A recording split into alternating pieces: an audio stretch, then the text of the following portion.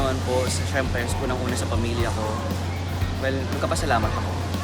Salamat ako and I wish na magkaroon pa ng good relationship, healthy relationship sa kanila. Kasi kahit sino mo nang makasama mo sa labas, kahit anong maging problema mo, kung ano man mangyari sa'yo, pamilya at pamilya mo pa rin ang uuwian.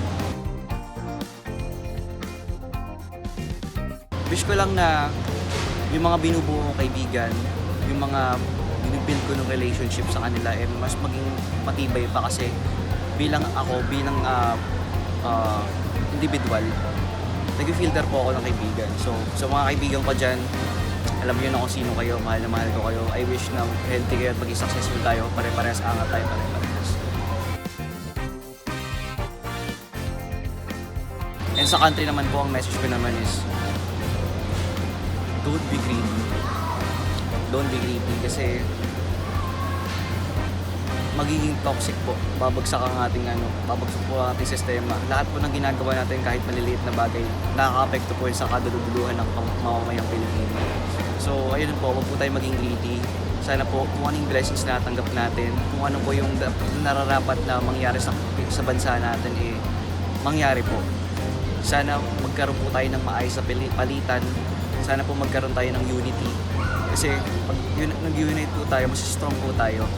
Mas magagawa po natin maging successful yung bansa. Huwag po natin pabagsakin, mas mahalin natin mga Pilipino. Well, sa mundo naman po, for me lang, tulungan lang po tayo, magmahalan tayo. Pare-pares po tayo. Hindi po natin pinabase sa kulay ng balat, sa lengguwahe, hindi sa puso po natin. Magramdam po natin na itong tao na mabuti naman, bakit hindi tayo maging mabuti sa kanila. Maging mabuti po tayo, palaganapin po natin ang kabutihan sa mundo. Yun po ang pinakamahalaga sa lahat.